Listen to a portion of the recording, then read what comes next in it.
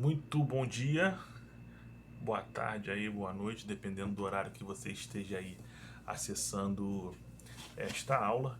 Eu sou o professor Lourenço, professor de História, professor do Colégio Inovação. Professor de História aí do nono ano. Tudo bem com vocês? Tudo tranquilo? Belezinha? Vamos aí iniciando a semana do dia 16 do 11, 16 de novembro. Trabalharemos hoje aí o segundo capítulo desse livro 4 do quarto bimestre, tá?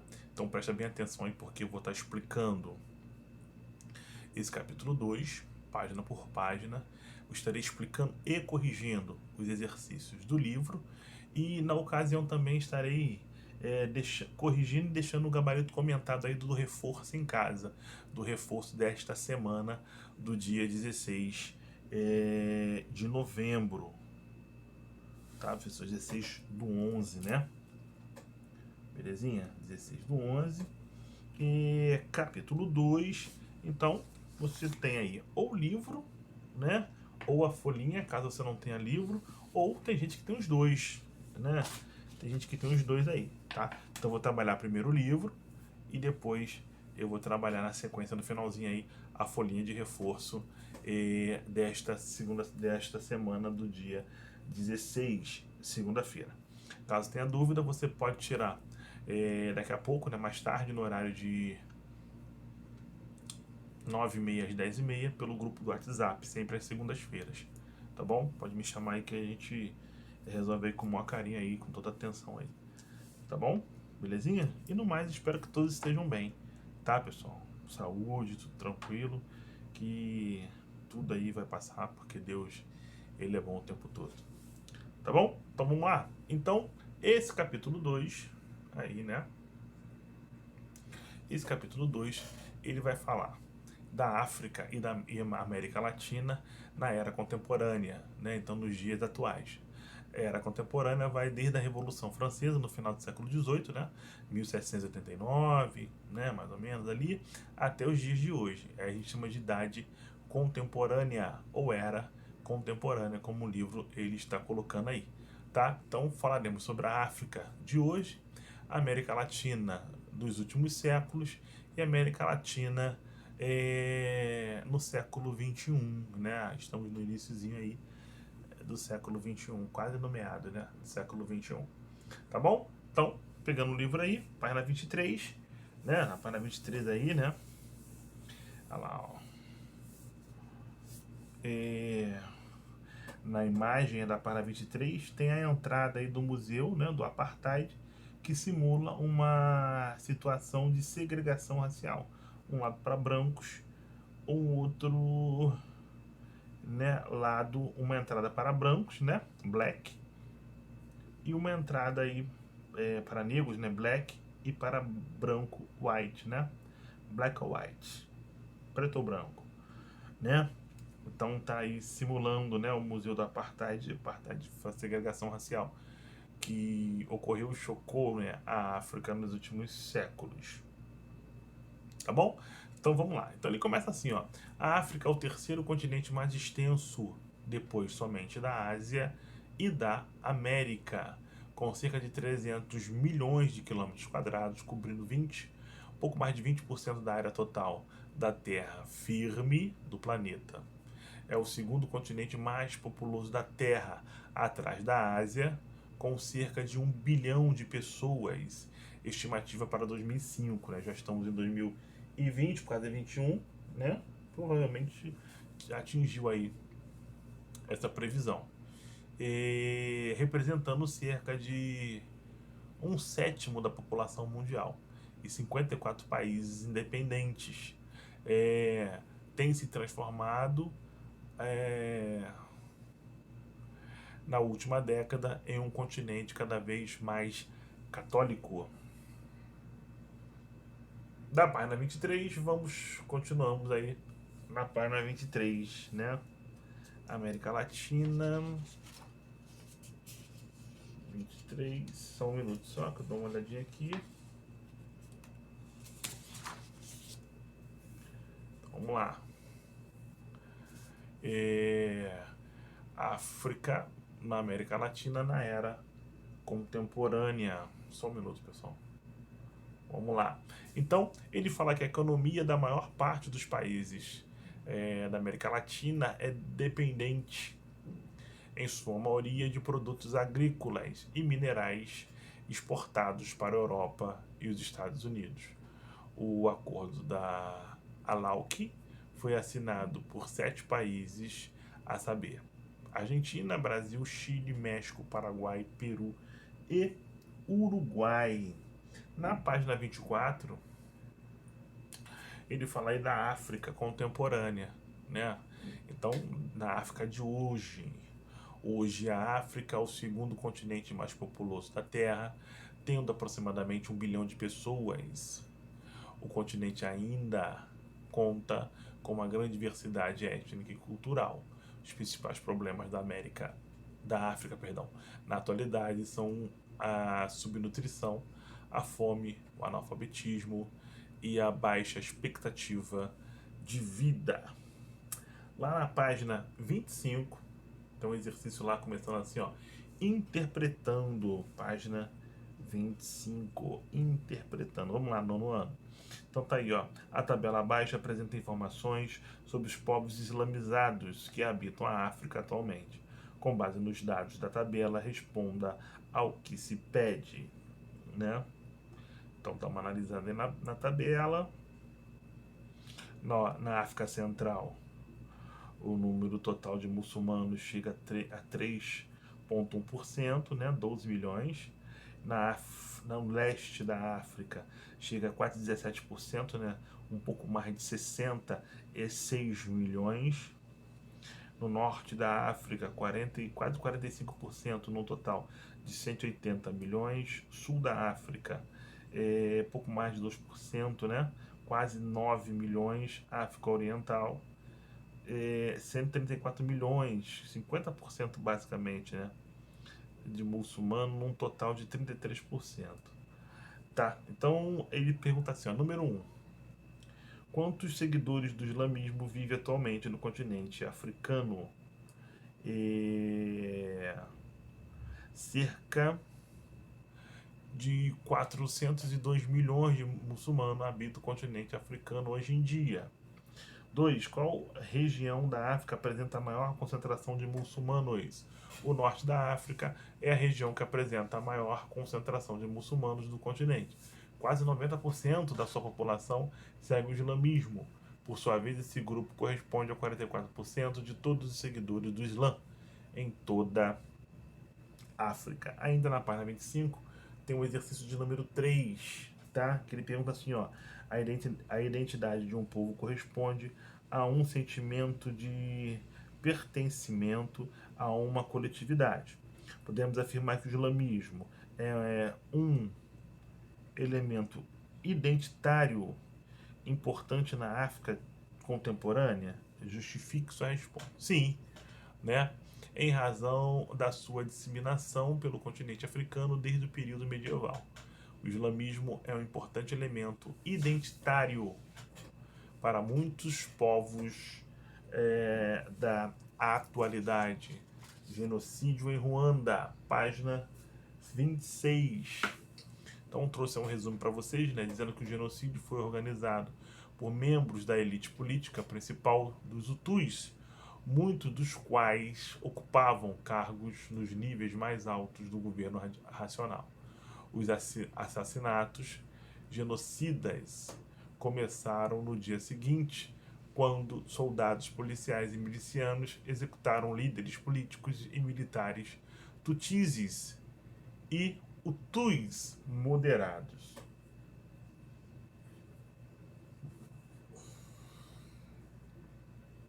África do Sul, do apartheid à reconciliação, página 27.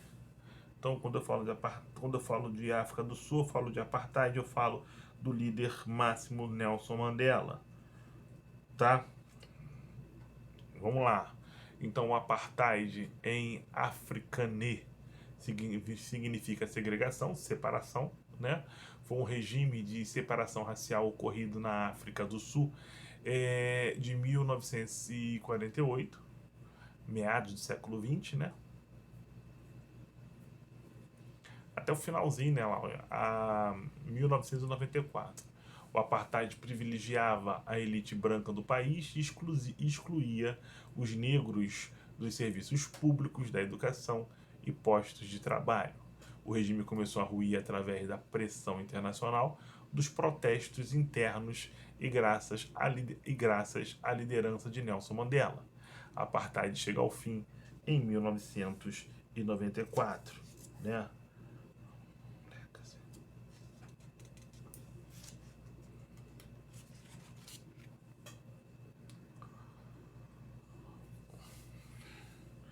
Ainda com respeito aí o apartheid, né? Ele fala aí da África do Sul, do apartheid, da separação, da segregação, a reconciliação. Então, o Dia da Reconciliação é um feriado público na África do Sul, realizado anualmente em 16 de dezembro.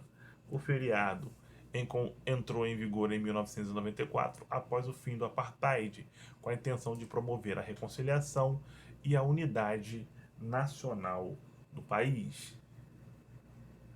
Ação, exercício aí da página 29. Então vamos lá.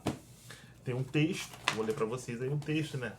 Ele fala assim, ó: tendo encarado a besta do passado, olho no olho, tendo pedido e recebido perdão e tendo feito correções, viremos agora à página, não para esquecê-lo, mas para não deixá-lo aprisionar-nos para sempre. Avançaremos em direção a um futuro glorioso de uma nova sociedade sul-africana, em que as pessoas valham não em razão das irrelevâncias biológicas ou de outros estranhos atributos, mas porque são pessoas de valor infinito, criadas à imagem de Deus. O texto baseia-se no testemunho do bispo anglicano Desmond Tutu, uma das principais lideranças sul-africanas que lutaram contra o chamado apartheid. Em relação a esse assunto, faça o que se pede. Número 1, com suas palavras, explica o apartheid. Como a gente não está junto, né, eu vou definir para você aí o que é apartheid aí, ó. Em 1948, o governo sul-africano instituiu o apartheid, uma legislação racista que privilegiava uma minoria branca e discriminava milhões de indivíduos não brancos, particularmente negros, considerados cidadãos de segunda classe. Ainda na página 29, número 2, ele fala assim: indique algumas iniciativas que auxiliam a combater o apartheid. Então, a fim de combater o regime segregacionista, lideranças negras, tendo destaque Nelson Mandela, fundaram o Congresso Nacional Africano. Muitos dos seus integrantes foram perseguidos, presos e mortos na prisão. Em 1990, Nelson Mandela foi libertado. 4 anos depois, chegou à presidência do seu país, instituindo oficialmente o fim do apartheid.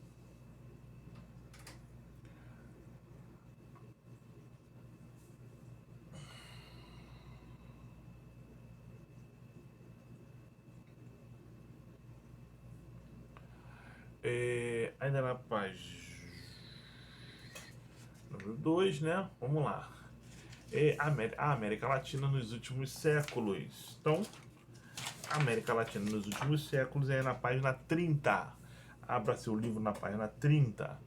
Então, após conquistarem sua emancipação política no início do século XIX, os países da América Latina empenharam-se em lutar contra a herança da exploração colonial, a qual estiveram submetidos por metrópoles europeias desde o final do século XV.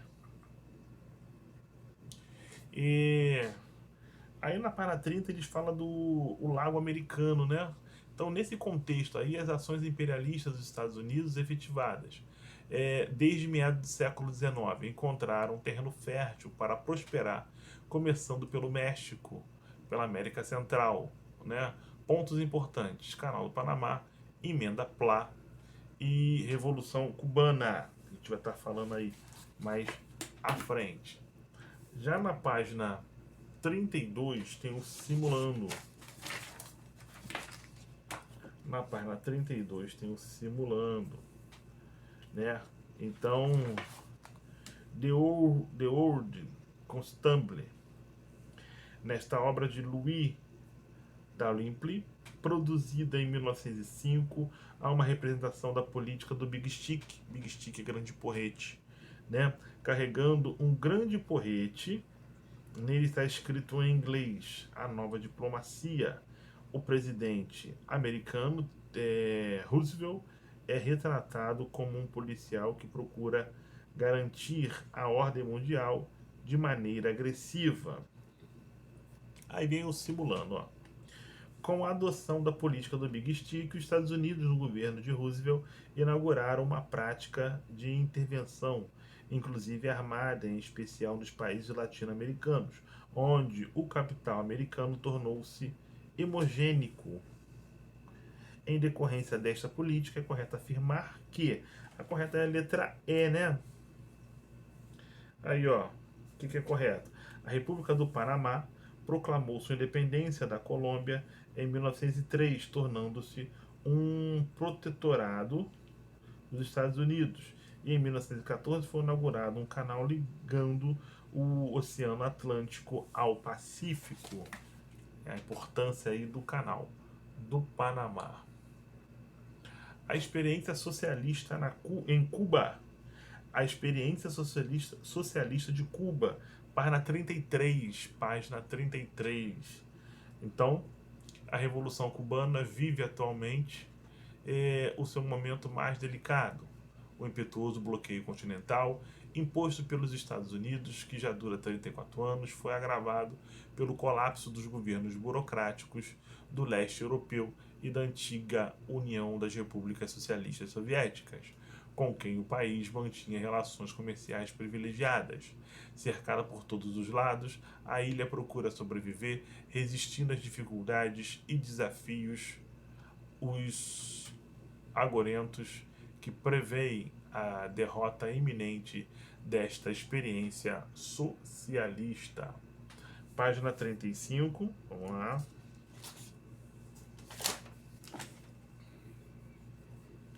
Página 35, exercício ação. Número 1. A política econômica cubana sofreu importantes mudanças após a Revolução de 1959.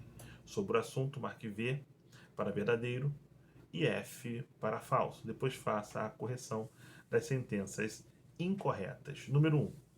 Entre as décadas de 1930 e 50, Cuba tornou-se um local de diversão para membros da elite americana. Os investimentos estrangeiros eram direcionados para algumas áreas específicas, em especial o turismo, o jogo e a produção açucareira. Essa número 1 era verdadeira. 2. Também é verdadeira. Ó. Ao chegar ao poder, Fidel Castro nacionalizou empresas estrangeiras, expropriou terra da aristocracia cubana e de empresas americanas e realizou uma reforma agrária na ilha caribenha. Também é verdadeiro. 3. A 3 é falso. Ó. Nos anos de 1970, Cuba integrou o mercado comum de países socialistas aliados à União Soviética, conseguindo vantagens econômicas significativas. Ao contrário de outros governos, o regime socialista de Cuba não sofreu o impacto da derrota da União Soviética. Sofreu sim. Então corrija aí. Ó. 3 é falsa porque a extinção da União Soviética impactou seriamente Cuba, uma vez que deixou de contar com os subsídios comerciais concedidos pela antiga superpotência desde os anos de 1970.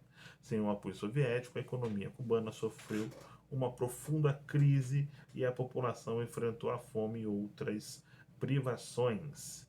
Número 4. No início do terceiro milênio, o governo cubano realizou uma lenta abertura financeira por meio da adoção de medidas liberais e modernizante, sobretudo na área do turismo. É isso. A número 4 também ela é correta. Vamos lá. Leia o texto e responda as questões a seguir.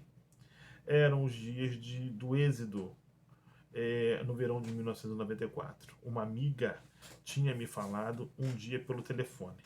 abre aspas, todos os homens e jovens vão embora. Ah, vai ser um problema para nós mulheres, fecha aspas.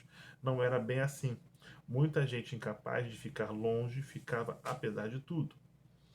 Eu estava com fome.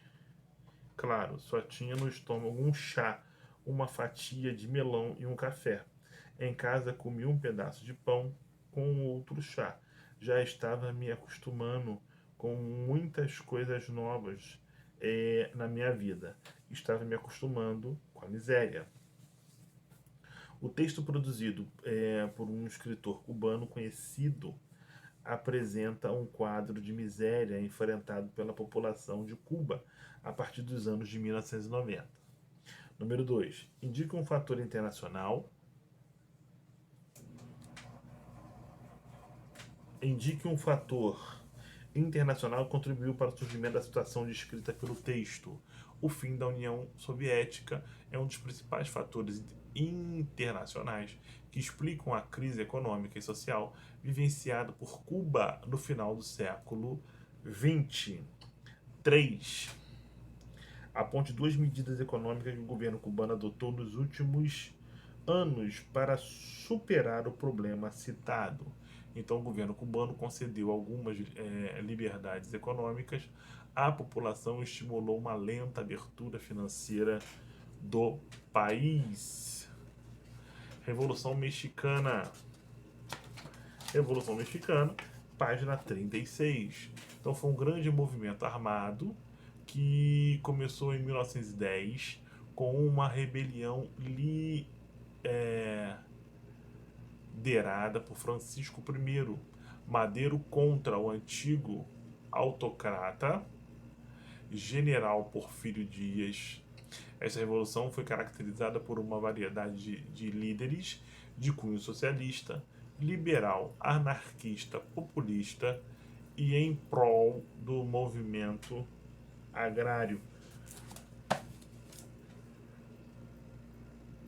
Disputa pelo poder no México, página 37. Madero venceu as eleições mexicanas e assumiu a presidência em 1911, mas teve dificuldade para governar, porque encontrou resistência de lideranças fiéis ao ditador. Porfírio Dias, em 1919,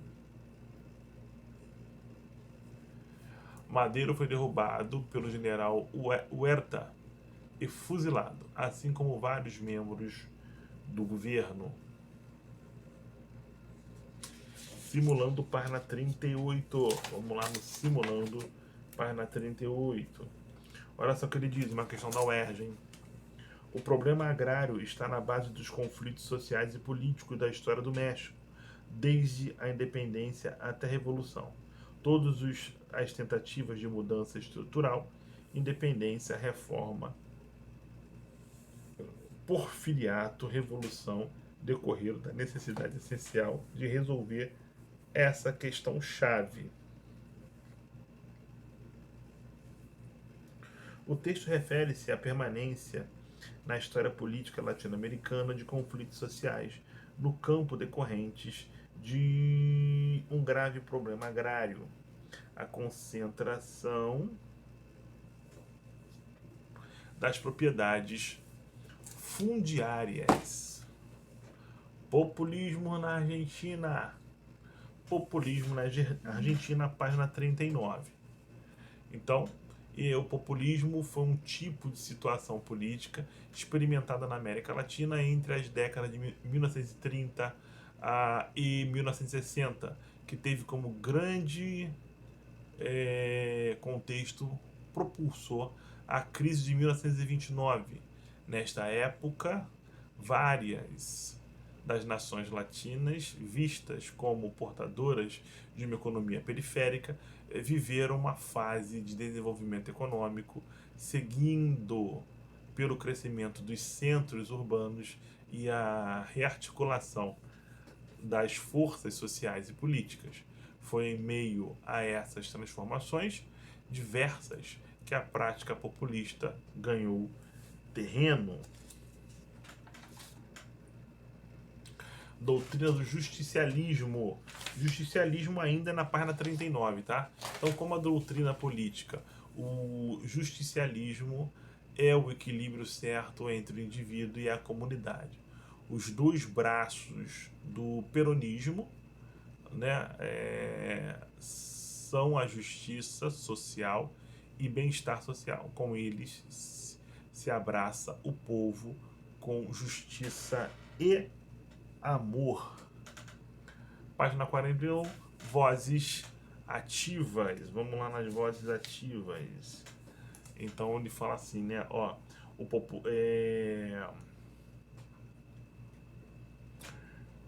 ele fala do populismo. Eu sugiro que você faça uma pesquisa, né? Vamos organizar aqui melhor, né? Que você faça uma pesquisa sobre Getúlio Vargas, por exemplo, né? Que fale sobre o populismo, né? Então, o populismo aqui no Brasil. Então, por que o governo de Getúlio Vargas foi caracterizado pelo populismo? O que é e por quê? Né? Então, faça a pesquisa aí para enriquecer aí o seu conhecimento. Tá bom? Vamos lá? Ditadura militar na Argentina. Ditadura militar na Argentina, 1976-1983. Então, a ditadura militar argentina é a autodenominação da ditadura militar que se instaurou na Argentina após o golpe de Estado de 28 de junho de 66, que derrubou o presidente constitucional, o radical Arturo Humberto Illia, dando início a um período de 7 anos de governo militar, que terminaria com a volta do peronismo ao poder. Página 43, exercício ação. Então ele começa com um texto aí, né, na página 43. É duvidoso e inútil especular sobre os destinos da Argentina caso não tivesse sido desfechada a invasão das Malvinas, ou caso os argentinos obtivessem a soberania da ilha. O certo é que a derrota em condições lamentáveis, em junho de 1982, acelerou a derrubada da ditadura militar. Então, número 1, ele pergunta aí o que foi a Guerra das Malvinas. Foi o conflito bélico entre a Argentina e Grã-Bretanha, ocorrido em 1982 e desencadeado em razão da tentativa dos argentinos de estabelecer a soberania sobre as ilhas Malvinas, de administração britânica. 2. Porque ela contribuiu para a derrubada do regime ditatorial argentino. Então, a derrota da Guerra das Malvinas provocou um grande desgaste para militares, visto que as condições do conflito expuseram os soldados e o país em uma campanha claramente desfavorável, o que acarretou o aumento das contestações ao regime militar e o fortalecimento do sentido oposicionista. Ainda na 43, número 3. Mencione 2 características da ditadura da Argentina nas décadas de 70 e 80. Destacam-se o fechamento do Congresso, a questão relacionada aos desaparecidos políticos, a violação dos direitos humanos, a prática da formação e a prática da tortura, a perseguição aos opositores do regime militar, apresentados como supostos inimigos do país. Vamos lá. Chile, do governo. Vamos lá, Chile. Vamos que vamos. Aqui, ó.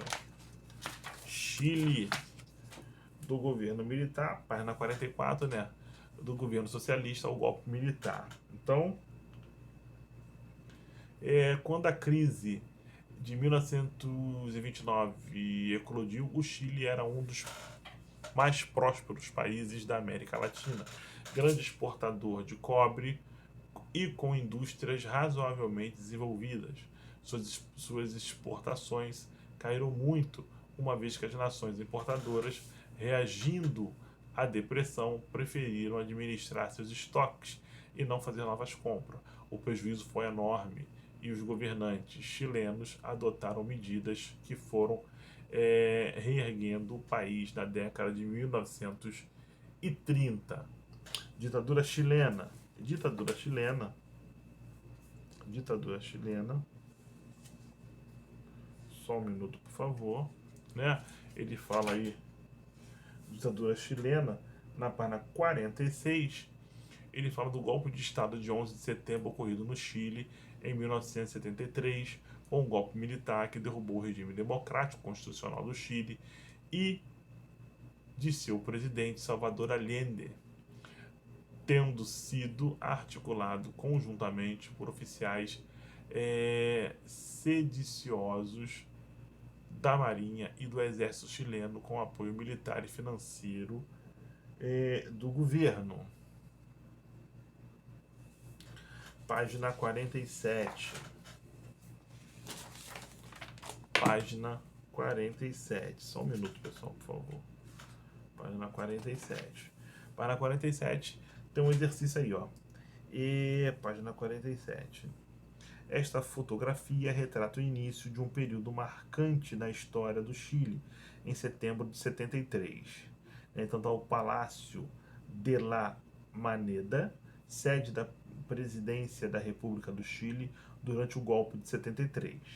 Aí ele fala assim, aponte duas características políticas desse período da história chilena. Então o período apontado aí, né, de 1973 a 1990, corresponde à ditadura que dirigiu o Chile sob o comando do general Augusto Pinochet. 2. Qual doutrina econômica foi implementada pelo Chile durante essa época? Indique ao menos 3 princípios desta doutrina. Então, o governo de Pinochet implementou de maneira pioneira uma doutrina econômica conhecida como neoliberalismo.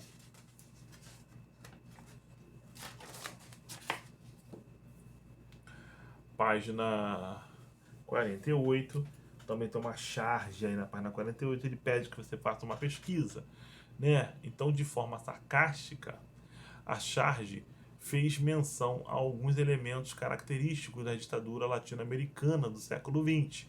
Entre elas, podemos citar a centralização política, que, de forma geral, fez com que o poder executivo se sobrepusesse aos demais ou se tornasse o único existente em tais regimes ditatoriais.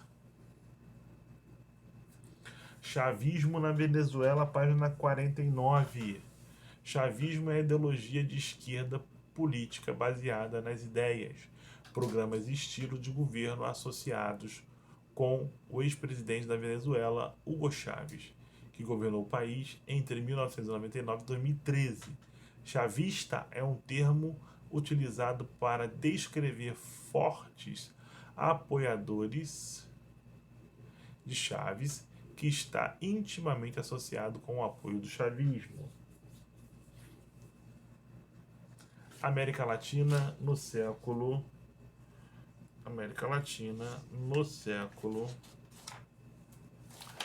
XXI, página 50. A partir de meados da década de 1980, com o fim da Guerra Fria e a eliminação do perigo comunista, as disputas na América Latina começaram a perder força e o apoio dado pelos Estados Unidos. Desde então, o que se observou no continente foi uma série de tentativas de redemocratização política e retomada do crescimento econômico. Caiu minha caneta, gente. Só um minuto. Peguei. Vamos lá. Na prática, página 51. É um trabalhinho também em grupo, né? Você pode fazer um trabalhinho aí sozinho, né? Uma pesquisa aí sozinho, né?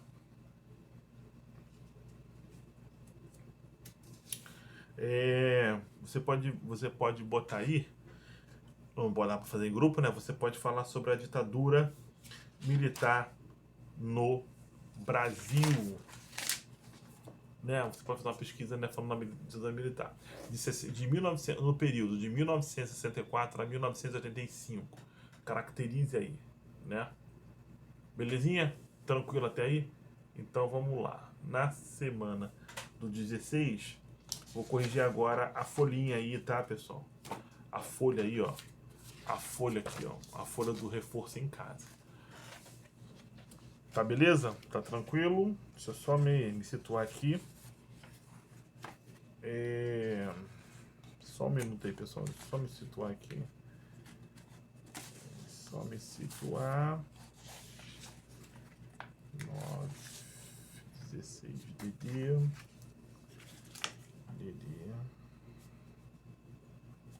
Vamos que vamos. Então, número 1, tá? Número 1 aí, pessoal. Vamos lá. Várias políticas ditatoriais foram implementadas no continente africano. O apartheid foi uma política racial, imposta pela minoria branca da população, únicos com direitos a voto, restando a maioria da população, composta por negros, obedecer rigorosamente às leis separatistas. Em qual país da África foi implementado o apartheid?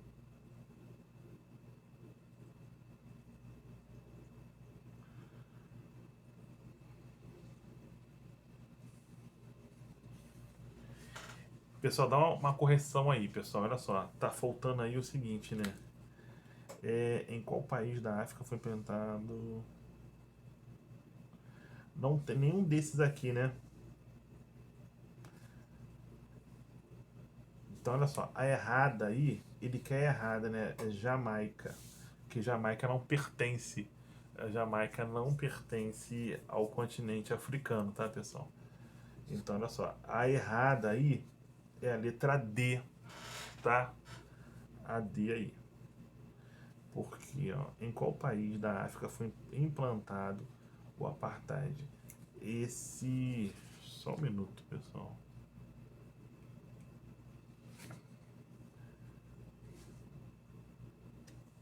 Essa número 1 está errada, tá, pessoal? Porra, por que tá errada? Porque Jamaica não faz parte do continente africano. Jamaica é aqui no continente americano, tá? Número 2. A repercussão negativa ao regime político racial instalado na África do Sul envolveu a maioria da população local, negros e organismos internacionais, como, por exemplo, a Organização das Nações Unidas, a ONU. Várias manifestações foram realizadas contra o apartheid, sendo o principal líder desses movimentos Nelson Mandela, letra D de dado. Vamos lá. Número 3, Revolução Cubana vitoriosa em 1959 teve como principal característica a prática do foquismo, com grupos armados que se dedicavam à luta armada, caracterizada pela tática de guerrilha. Justifique essa afirmativa. Então, o foquismo foi um método guerrilheiro aplicado não apenas em Cuba, mas em outras partes da América Latina, que teve seu desenvolvimento estratégico elaborado por Ernesto Che Guevara. O foco revolucionário, ou foquismo, era um método de guerrilha que tinha o objetivo de instalar vários pontos de insurreição revolucionária em determinado território, a fim de criar, por fim, um grande organismo revolucionário integrado. E para fechar aí, número 4, ele fala assim, ó, a ocasião em que o governo brasileiro mais explicitamente estreitou relações diplomáticas com o governo revolucionário cubano foi quando Che Guevara recebeu do presidente Jânio Quadros a comenda da Ordem Nacional do Cruzeiro do Sul. Justifique esta afirmativa. Então, a condecoração de Che Guevara por Jânio Quadros foi uma das ações mais polêmicas da história da República Brasileira. Haja vista que a Revolução Cubana havia sido realizada há apenas 2 anos, o que representava um risco de algo semelhante acontecer no Brasil naquela mesma época. Então, a número 1 aí está anulada, né? Foi mal formulada. Número 1 aí, tá? Número 1, 2 em diante tá tudo ok, certinho. Tá bom? Ficando por aqui. Qualquer dúvida você pode tirar comigo aí no grupo de WhatsApp, sempre às segundas-feiras, né, de 9h30 às 10h30 da manhã. Tá bom? Forte abraço aí, ficou longo, né, o vídeo, né, mas forte abraço aí, fique com Deus, Deus é bom o tempo todo. Valeu? Forte abraço aí e até o próximo encontro. Tchau, tchau.